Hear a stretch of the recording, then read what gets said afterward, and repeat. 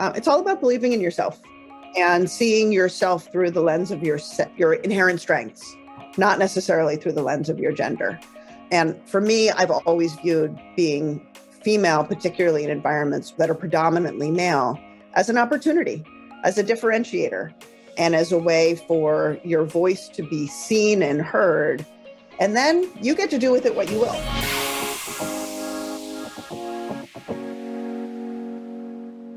Welcome back to the Badass CEO. This is your host, Mimi McLean, and today we have on Hillary Schafer, and she is the CEO of Multiplying Good, a national non-for-profit focused on elevating public service as a means to empower individuals. They have an immersive training program, activation opportunities, and prestigious awards, which platforms help individuals and organizations create change and multiply their impact. They are one of the longest running nonprofits in the country. Prior to joining Multiplying Good in September 2013, Hillary Schafer worked on Wall Street for 12 years. She was the head of U.S. institutional equity sales in New York for Citigroup, and Hillary was one of the highest ranking women in equity business. Before that, from 1995 to 1999, Hillary was executive director of Economic Security 2000, fighting to save and remodel Social Security. She earned her MBA from Columbia Business School and her BA from Middlebury College. Hillary, thank you so much for coming on today. I really appreciate it. Before you became the CEO of Multiplying Good, you had an amazing career in corporate America or Wall Street, which is pretty significant because there's not many women that make it to the top.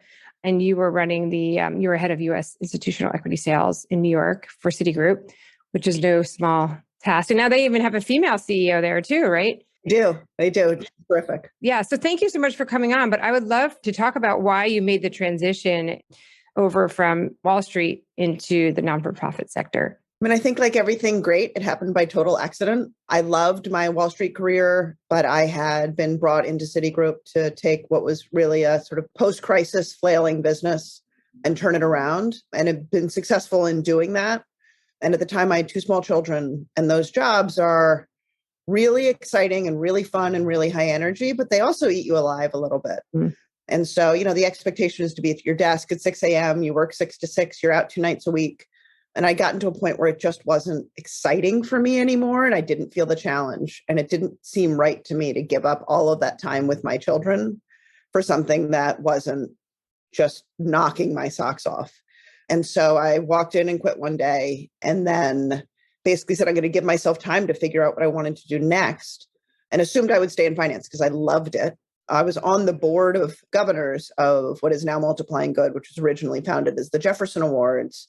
And we had one of those institutional moments where we needed to remove our executive director, and we needed to think about what we wanted to be when we, as a scale organization. And so I agreed on a 6 to 9 month basis to come in as a sort of board representative interim CEO to see what scale looked like for Multiplying Good. And that was 8.5 years ago. Wow. So you stayed, and so running a non-for-profit, like without having actually non-for-profit experience running it day to day, because you were actually on the board of it before, but was that hard transitioning and learning that whole other industry? Because it's probably like a slower pace, or there's a lot more limit, like compared to Wall Street. Yeah, I mean, I would say that it was hard and it was easy at the same time, right? One of the beautiful things about working at the sort of the nexus of the markets and institutional clients is everything is 8 fire hoses of information all day, every day, right? It's a real learning job, which is one of the things that I loved about it. So it was a little bit like that, right? I came into this brand new industry and this brand new organization and had that sort of learning from a fire hose experience, which to me is really, really fun. I enjoy that tremendously. I still struggle a little bit with the pace. I push people really hard. It sits well with some. It doesn't sit as well with others. And the thing that was really easy for me on Wall Street is managing people was all just about the outcomes, right? People were incentivized by what they were compensated. They were incentivized by feeling supported and doing well with their clients. In the nonprofit world, people are passion driven and they're purpose driven. And so it comes from a place of soul, and the need to really feed people's soul is much higher in getting individuals to feel supported and be productive. And that's not necessarily a natural act for me. So that's been a huge learning curve. And people always talk about Wall Street being a hard place to work. I actually found it a really easy place to work. The nonprofit world is, again, it's motivated by different factors. And so as a result, like intercollaboration between nonprofits who should naturally spend a lot of time connecting their work for greater outcomes just doesn't really happen. It's a little fieffish, which has been disappointing to me. It's funny that you bring that up. I was just thinking that because I have, this other podcast I do for Lyme.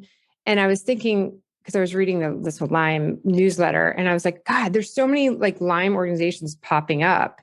And it's like, is there anything that kind of brings them all together to make sure there's not that much duplicate or that you could have synergy off of each other? And it's so funny that you brought that up, because I was always wondering, like, once you get in the nonprofit world, like, are people actually helping each other? And it's the most inefficient industry you can possibly imagine. And part of that is just most nonprofits are grossly under-resourced. So everybody's just waking up every day trying to meet their purpose without taking the time to step back and be strategic and say, if we did this, then that. If we integrated with somebody else, that would make us stronger.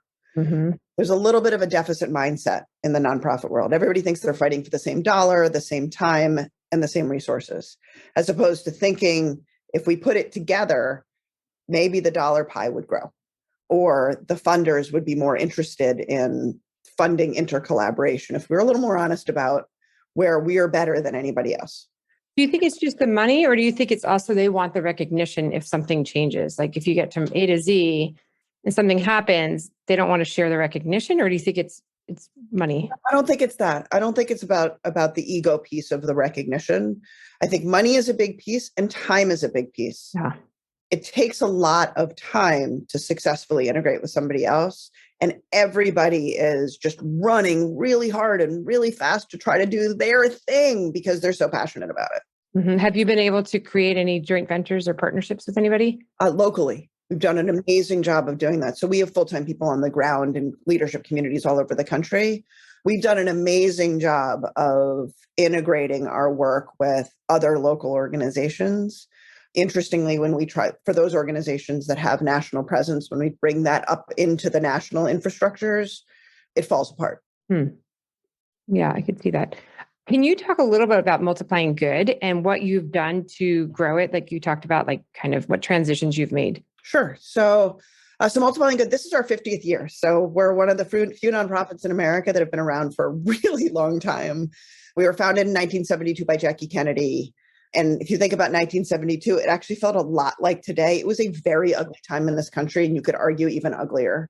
And it was her fundamental passion that America and Americans are inherently good, and that we needed to do a much better job of changing the narrative towards that good, of elevating, celebrating, and multiplying what individuals are doing to make our country function and make our communities work together. And so the Jefferson Awards was founded out of that. If you think over the 50 years of national recipients, it's a real who's who of our nation's top change makers across every issue area you can possibly imagine. But then we've also worked with companies and traditional media outlets to take the brand of the Jefferson Awards and celebrate grassroots unsung heroes and employees, and use that power of celebration and the platform of the media to be about changing the narrative for good, and the platform of the workplace to celebrate employees and connect it to their values. But at the heart of what we do, what we care about is service, right? Like service is an incredible tool, particularly to help people believe in themselves, right? So 15 years ago, in partnership with Deloitte, we designed what is today the nation's deepest skills-based service learning platform for teenagers. What that basically translates into is we help young people, upper middle and high school age students, figure out what they themselves care about in the world. And then we support them with a cadre of caring adults and give them a really deep curriculum that's designed to teach them the skills that translate them into the empathetic leaders and change makers our country so desperately needs. So in our 50th year, we're all about scaling that. We want to engage 1 million young people a year as the empathetic leaders and change makers we need. We're in the process of building a national community of service to bring people together, to be inspired by each other, to fix some of those inefficiencies we just talked about, and to deliver some resources in that will help people think about how to grow their impact. And then we really want to further that question of changing the narrative to good, and for us being the brand of service recognition in the country.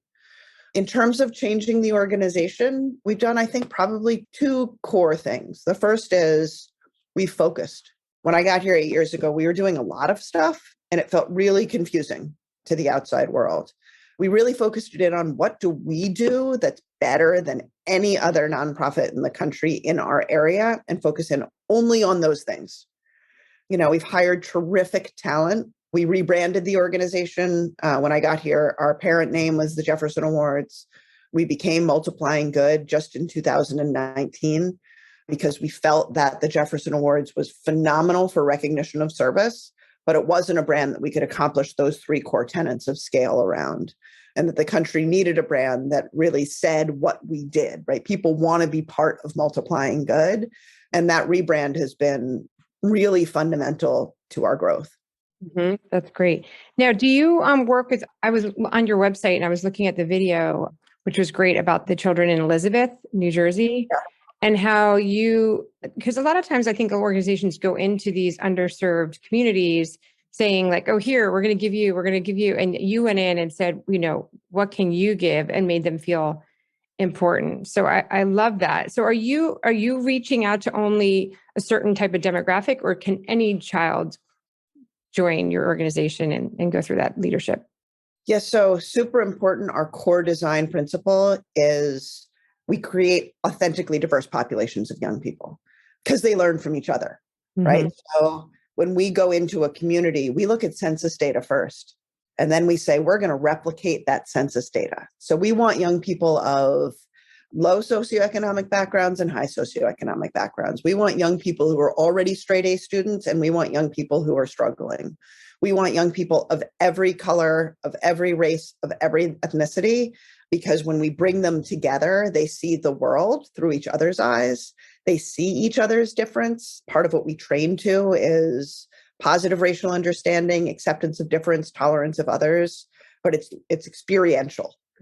And young people are brilliant, right? They go and walk into a room and they see each other as peers. They don't see each other's difference first. They see it second. It's important for them to see it and understand the world through somebody else's eyes, which is part of why this engagement with them works so well. That's great. Now, you have spoken about, a couple of, I don't know what the right word is, not difficulties or hurdles or issues since you've kind of come to the nonprofit world as far as, resources and understanding what people's motivations are. Is there anything else that you wish you knew before you joined over the past, whatever it has been, 8 years? I mean, there's a lot of stuff just around nonprofit accounting that's very specific that took me a while to learn because it's very specific.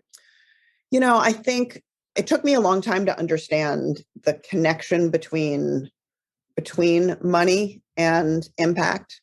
I walked in the door and I was like, great, it's all about the operations. And 3 seconds in, it was clear that 60% of the job of a successful nonprofit CEO, at least, is raising the money to support the impact. And at the beginning, I was very unhappy and shy about that. Yeah, because there's also like asking friends or asking people and then there's a lot of organizations asking. There are a lot of people always asking. That's right. And so it took me a while to get comfortable and to understand that there's actually an offer into the universe of people who have the capacity to give money. It makes people feel good. It's a way of giving back, connecting people to impact and to inspiration and to feeling good about the world is a benefit to folks. And people like passion, they like enthusiasm, they like changing the world. And some people don't have time to give or they wouldn't know how to do it. And so there's a incredible opportunity in that, but learning that took me a long time and was really uncomfortable for a really long time. Now I love it because it's just about connecting with people, no different than connecting with people about helping them run their funds or anything where it's just about connecting with humanity. Everyone likes to help children too, if it deals with. Everyone likes to help children, of course. And if you're going to increase the chances of them being more successful and creating better impact in this world, right? I feel like that's a great selling point.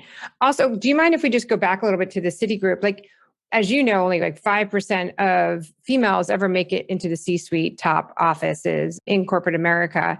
What would you say was your characteristic or your attribute, or do you have any advice for anybody who might be listening who's trying to climb the corporate ladder that helped you get there, especially in a very male-dominated arena? Yeah, I mean, I would say that I never felt that my opportunity set was anything but merit-based.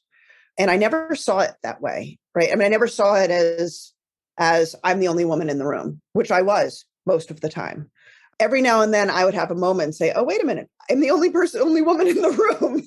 But it didn't really occur to me. I mean, I think so much of what happens in these jobs in Wall Street is it has to do with life choices more than opportunity sets. Great. And, when I quit, as an example, my boss said, this is clearly a life choice for you. What can we do to convince you to stay? What other job do you want? And it, was 2013, right? So working from home there was no such, I mean, it existed, but you couldn't do video stuff, right? And the trading floor, it's a big open floor, right? There's 600 people and you walk in every day and you walk down the floor and everybody watches what you do.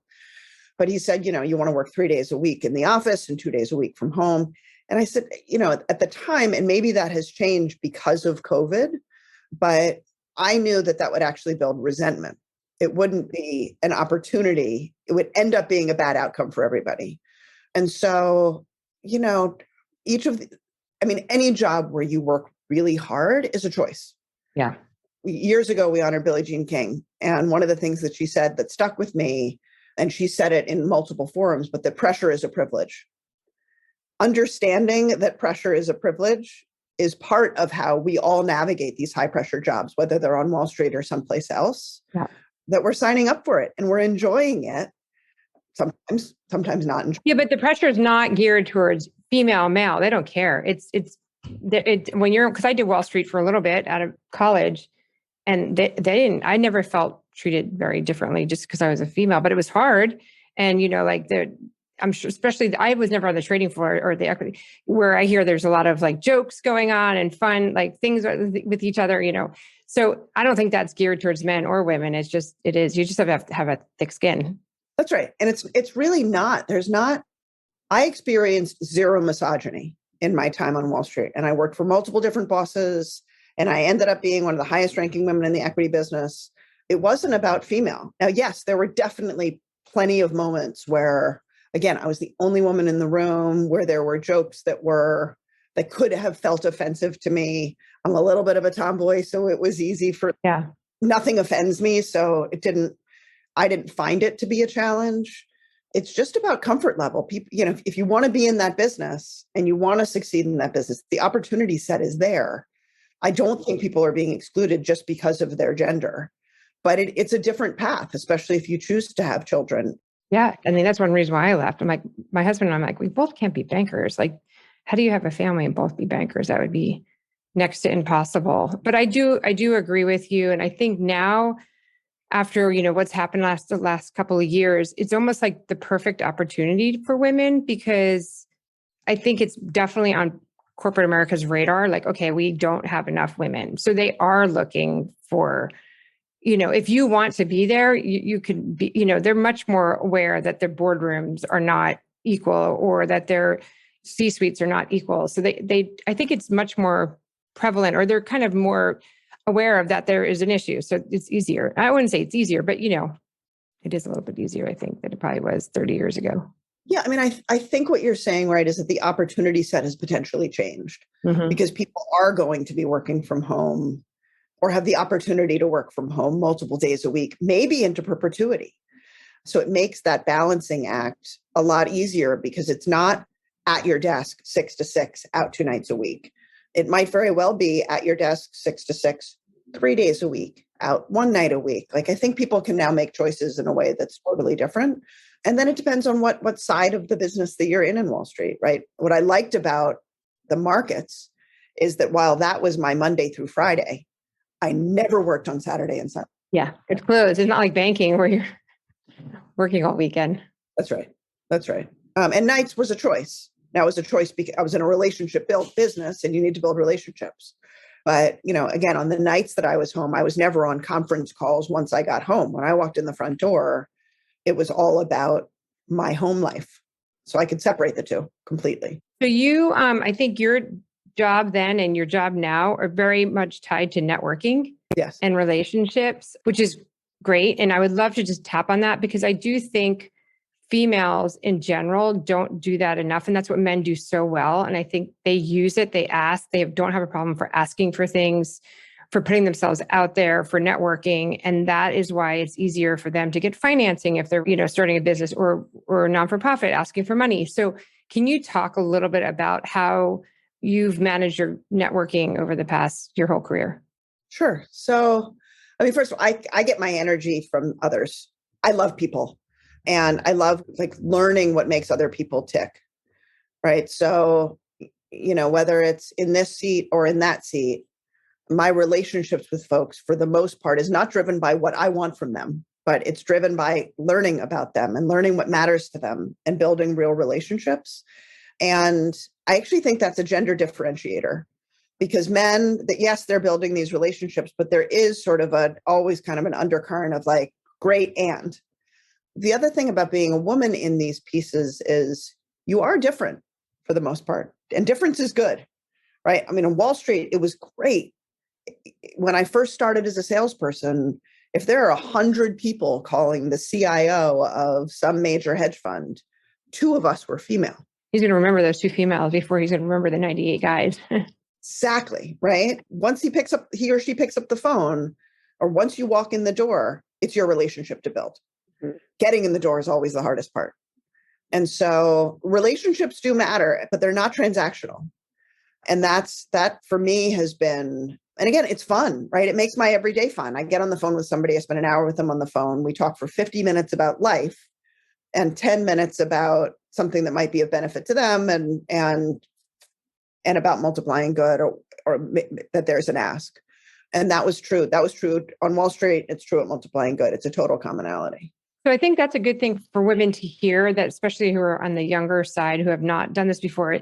Your inclination is to kind of call somebody and have the ask without, and understanding that it's got to be a two-way street. Someone feels that they feel like it's genuine, that you do care. That's why it's important to remember names of the kids or what's going on in their life, and being able to if they like something, then you're sending them an article about what they might have liked, creating this relationship, like you said, that keeps the door open, and that it's a two-way street and not just a one-way street where then they see your name. They're like, oh, now what does she want? That's right. It's interesting. In the nonprofit world, there are actually real metrics around it that I didn't learn when I was on Wall Street. In the nonprofit world, sort of best in class structure or practice is between 4 and 7 touches for every ask. Right. So you and I would have between 4 and 7 conversations, coffees, dinners, email exchanges, whatever, before I ask you for anything. Makes sense, right? Yeah. So every conversation isn't transactional. Right. It's about connecting. It's about relationships. I kind of wish I'd had that on Wall Street. Now, on some level, it works that way naturally because your job is to learn about somebody and what they care about and deliver into it. So your job is to give, so that at some point you've earned the right to ask for them to pay you like a top 3 broker. Yeah. But you have to earn it. It's very personalized. It always what I was involved in my college, and they were struggling getting the younger people giving, and I was like, well, you only reach out to them once a year when you're asking for money. I said, why don't you reach out and say happy birthday, or when their birthdays are, or reach out and be like, hey, you live in Chicago now. I just saw you moved. Did you connect with these 5 people from that? Make it a little bit more personalized, and people are going to want to be a part of it. And then there's no problem then asking them for money. But coming once a year from your college and being like, hey, it's your time of year. It's the end of the month. It's June 1st. We got to eat her.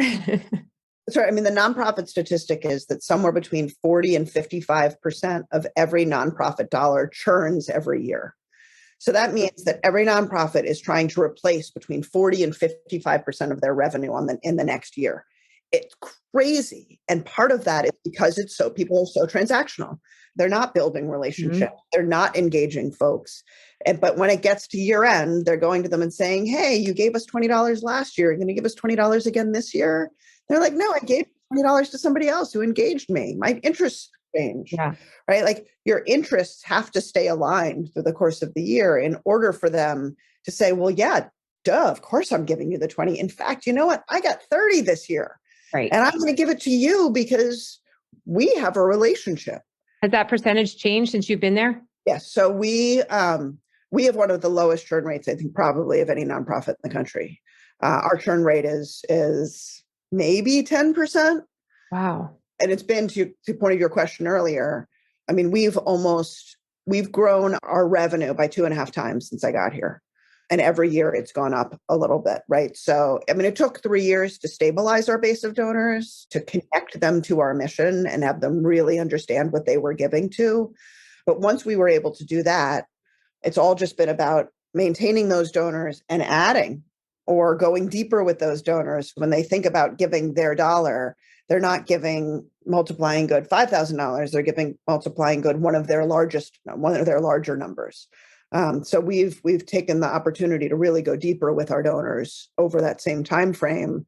So, like in COVID, as an example, we saw almost zero churn of any donors. We got a lot of new donors, and a lot of our donors gave us more money than they'd ever given us before because they wanted to make sure that we were one of the survivors. Oh, that's great. I mean, that just shows you how relationships is so important for getting the money, keeping the money. And so when you're 4 to 7 touches, was it you being like personalized calling them? I mean, that's too much for you to do. Or did you have to hire people to do that? Or was it just inviting them to Zoom calls or cocktail parties? Like what did that look like? Yes, is the answer. Yeah, everything. I mean, at the beginning, we were a $2.2 million organization. We're now a $5.4 million organization. The 2.2 was a small group of donors for the most part. So it was about building relationships with those donors. We have local executive directors in our leadership communities. They're all responsible for their own funding, right? So it's just making sure that they were doing the same with their donors. So we have a sort of a cadre of folks who are engaged with our top donors all over the country. But yeah, we had to build a development team. We had to build a communications infrastructure so that people were just getting regular touches from us of like, hey, this is what we're doing. Hey, here's some news. Just so they even if they don't read it, you're in their inbox. Right. But for the most part, and again, it goes back to my Wall Street days, right? You do so much in those days, right? That 6 to 6 on a trading desk is 475 emails every day. Right. And 60 phone calls, and it's 5 meetings, right? A lot happens in that 6 to 6 day. And so I'm used to volume. I learned volume. Yeah. And again, I get my energy out of it. So a lot of it is just sitting down with your lists and shooting off people a bajillion emails that then you translate into, great, let's meet for coffee, or I'll call you later. So, there's probably 3 or 4 touches just in getting to, we're going to go have lunch, or we're going to spend a half an hour on the phone. Right. Well, this has been amazing. Is there anything you want us to leave on, like any advice that you have for any other female CEOs, either in, profit, non-for-profit, building their companies or building their charities? Yeah. I mean, what I would say just generally for sort of female leaders out there, it's all about believing in yourself and seeing yourself through the lens of your inherent strengths, not necessarily through the lens of your gender. And for me, I've always viewed being female, particularly in environments that are predominantly male, as an opportunity, as a differentiator, and as a way for your voice to be seen and heard. And then you get to do with it what you will. And so, my advice is know your strengths, know your voice, believe in your strengths and your voice, and believe that people want to give you opportunities if what you're delivering matters. Well, this has been amazing. Thank you so much for your time. I really appreciate it. And I wish you the best of success. And anybody who would like to either donate or give their time to this amazing organization, you can go to multiplyinggood.org. Thank you so much. Thank you.